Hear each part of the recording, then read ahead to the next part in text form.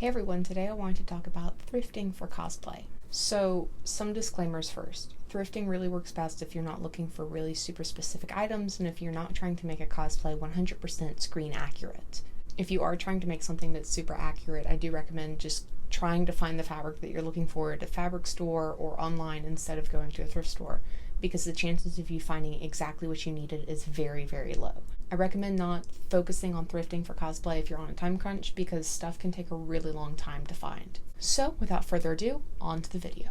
I am a thrifter, firstly out of necessity and secondly out of being raised like this. I work at a library. It's not exactly the highest paying job on the planet, so thrifting makes my life a lot simpler when it comes to getting clothes that I need. It's never guaranteed that you're going to find something that you're looking for, but I can say without a shadow of doubt that if I didn't have thrifting as an option, I probably wouldn't be doing cosplay as much as I do. It's because of thrifting that I've been able to slowly acquire enough items to be able to do some actual cosplays that I really, really like, or to even just do some random closet cosplays and characters and stuff like that. My biggest recommendation is that you pick a couple of cosplays that you're really interested in, that you don't want to do right away, and just kind of let them simmer. Save pictures of the cosplays on your phone, onto something like Cosplanner, or just in your photos or in your Google Drive, so that you always have access to pictures. You don't have to quickly Google anything, so that if you're ever at a thrift store or at a yard sale or something, you can just quickly pull up photos of what you need and just kind of glance around and see if anything's there that's going to work for you. If you're looking for fabric, sheets and curtains are going to be the best things that you can possibly get. I personally really like getting sheets and curtains to just use as mock-ups because I'm not a very good seamstress, so I like always making a mock-up whenever I'm making something.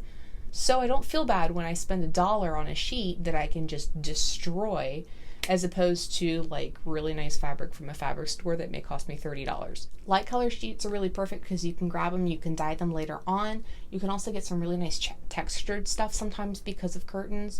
Like my Jedi tunic itself, I really was super picky with the fabric that I wanted because I wanted something that had that really nice coarse weave, because just Jedi rustic, it just fit. And I literally waited years until I found the exact material that I needed. I also didn't really have it on my radar, but it was one of those things that if I was at a thrift store, I'd kind of look and be like, is there anything here for that? And I happened to get super duper lucky, and I found the exact type of material that I needed for that, and it was worth the wait, and it was really worth holding out for. Sometimes you can get super lucky and nab something that's either fake fur or even real fur, or you can get something that's leather or pleather. These kind of things are really great if you need accents and different types of just generic pieces that you can throw together for any kind of fantasy vibe, or just kind of anything, even post-apocalyptic. Another thing to look out for is any kind of shirt or coat that either has a really great pattern that you like or has materials that you like, such as the fur and the leather and stuff, that you can literally just hack apart.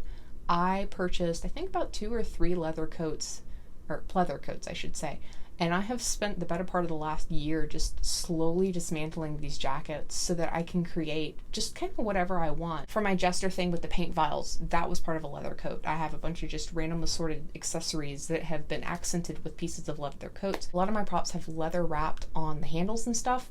That all came from coats. So it's kind of crazy what you can use, and you don't have to go to the store and pay for the super fancy expensive pleather at a craft store or something, because that can get really pricey. So as long as you don't need a lot, a leather or pleather coat is a really great option for a cheap and affordable way to be able to get a little bit of pleather without spending a lot of money. If you're wanting more casual cosplay or something that's a little bit fancy, or an AU version of a cosplay, keep an eye out in the formal wear section of different thrift stores.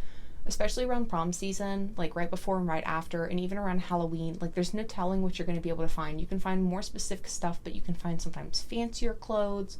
You can find those pretty ball gowns, wedding dresses that you can modify for different things. One thing that you can also use dresses for is you can remove the skirts to use for different things. I actually did that with my jester cosplay. Both her shawl and the skirt that I have were parts of other dresses that I got, and I just hacked apart and used the skirts for either the material that I needed, or I modified the skirt of the dress into an actual skirt that I could wear. So really the goal is have an idea of what you need for your cosplay.